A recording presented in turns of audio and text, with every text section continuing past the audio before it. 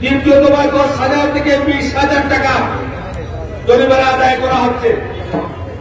আমরা এই জরিমানা সহনশীল পর্যায়ে আনার জন্য এবং 600 টাকার রেকাল বিল 1200 টাকা করা হয়েছে।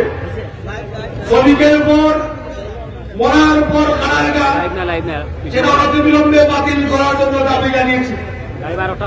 আমাদের দাবি অনতিবিলম্বে বাস্তবায়ন করতে হবে। আমরা দাবি জানিয়েছি মেয়াদ উত্তীর্ণ রামাহাটি সেতু সহ শেরপুর সেতু, শেওড়া সেতু, এই সেতুর টুল আদায় বন্ধ করতে হবে।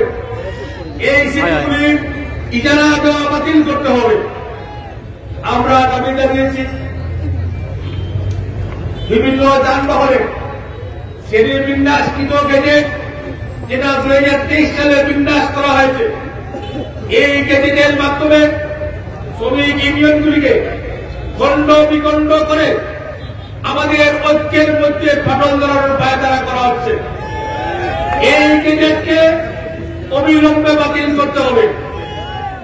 আমরা দাবি জানিয়েছিলাম সিলেটের পাথর বাড়ি খুলে দিতে হবে।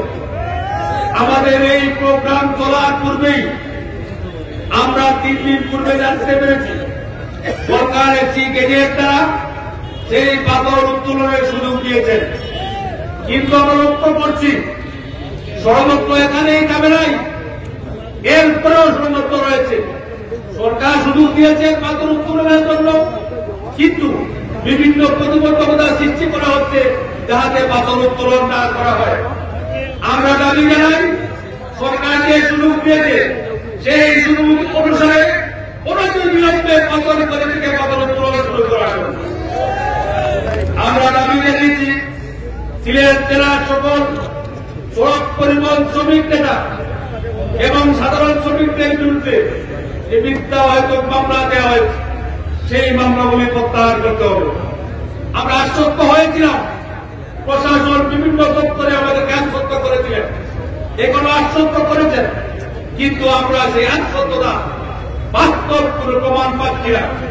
এই বিষয়ে অনতিবিলম্বে কার্যকর পদক্ষেপ গ্রহণ করার জন্য আমরা দাবি জানিয়েছি। আমরা একটি নৈতিক দাবি জানিয়েছি। সেই দাবি হল সিলেটের সকল সিএনজি চালিত যানবাহনে আমাদের গ্যাস পুলিং এর সমস্যা। বিগত রমজান মাসে আমরা এই বিষয়ে আন্দোলন সংগ্রাম করার মধ্য দিয়ে 3 থেকে 4 মাস আমাদের সিএনজি চালকরা অথবা সিএনজি চালিত সকল যানবাহনের চালকরা স্বাচ্ছন্দ্যে গ্যাস জোট করেছিলেন। এরপর থেকে আবার শুরু হয়েছে সেই পুরোনো টালবাহানা এবং এই গ্যাস নিতে দীর্ঘ সূচিতা। চালক সারা রাত্রি জেগে থাকে এবং সারাদিন সে গাড়ি চালনা করতে পারে না। যারা দিনের বেলায় সিএনজি কিনতে যায় তাদের জীবিকা এখানেই শেষ হয়ে যায়। এই বিষয়টি সুরাহা করার জন্য এবং গ্যাস তুলে দীর্ঘ সূচিতা দূর করার জন্য দাবি জানিয়েছি।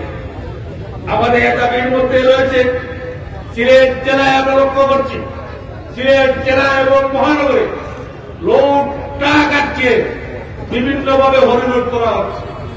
বৈধ অবৈধের নাম নিয়ে এই ট্রাকগুলি থেকে ডাকাতি করা হচ্ছে। এমন জায়গায় আমার চালকের নিকট থেকে মোবাইল ফোন কিনে নেওয়া হচ্ছে, তার নিকটে থাকা সকল টাকা পয়সা লুটপাট করা হচ্ছে। আজকের এই সভা চলাকালীন সময়ের 2 দিন পূর্বে ডাকপাড়া নামক স্থানে কমলা পূজাই ডাক থেকে কমলা লুট করা হয়েছে। আমাদের শ্রমিকরা চেয়েছিল রাস্তা বন্ধ করে দেওয়ার জন্য।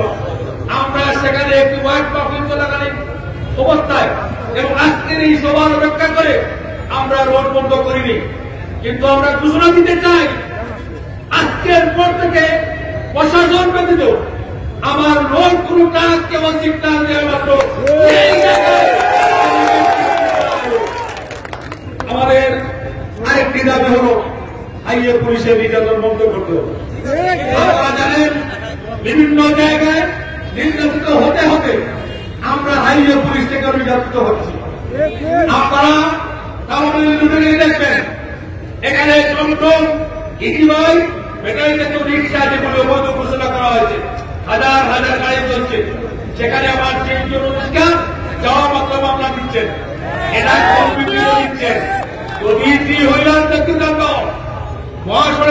নেতৃত্ব হয়ে থাকে, তাহলে সেই মহাসড়কে 3 চাকা যান আমরা দেখতে চাই না। আপনি মাছুহারা নিয়ে টমটম চালাতে দিবেন, অটো রিক্সা চালাতে দিবেন, আমার সিএনজি চালাতে দেবেন না।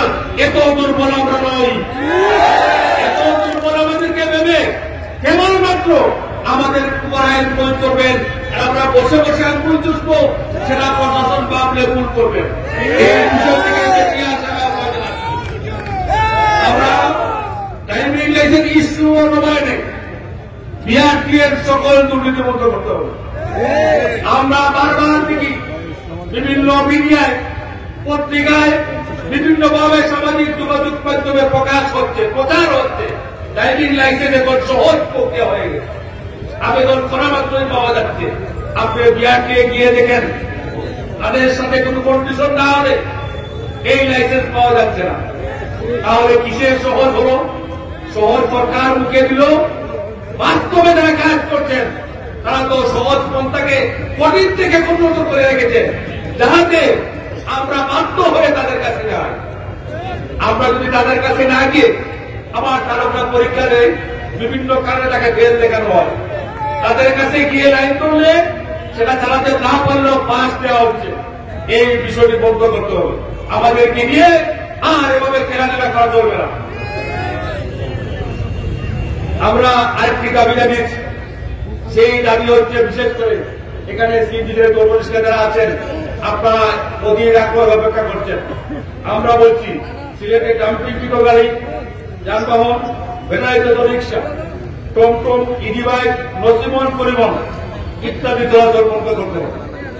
আপনারা, আমি প্রতিদিন আমি খাদিজ এলাকায় আমি দেখলাম, এখানেও সম্ভবত সেই মিডিয়াগুলো রয়েছে, মিডিয়ায় প্রচার করছে পুলিশের সম্মুখে শত শত টমটম, ইডি বাইক, বেকারিত রিক্সা দাঁড়িয়ে আছে, কেবল সিএনজি পুলিশকে ফুলপিটি দেখছে কোথা থেকে আসছে, সে পুলিশকে তুলে হচ্ছে। আমি সেই পুলিশ প্রশাসনকে প্রশ্ন রাখতে চাই, আপনার সামনে যে অটোবাইক টমটমগুলি চলাচল করছে তার বৈধতা কোথা থেকে আপনি দিলেন? তার বৈধতা দিতে পারেন, আমার সিএনজি পুলিশটাকে নাম্বার নাই বলে তাকে আপনি ধ্যান দিয়ে নির্যাতন করবেন, অটোরিক্সা চালকরা সেটা মেনে নিতে পারে না। আমরা বারবার বলেছি, চরম থেকে প্রয়োগ করেছি আপনার সরকারকে, আমরা বারবার বলেছি এই গাড়িগুলি যদি নিশ্চয় দেন না, বিক্রয় বন্ধ করুন। আপনি বিক্রয় করবেন, একটি গাড়ির পক্ষে 2 লক্ষ টাকার মতো সরকারি ট্যাক্স দিবেন, পেট দিবেন, সেই গাড়িকে পুলিশ অবৈধ বলবে, আমরা তা মেনে নিতে পারি না।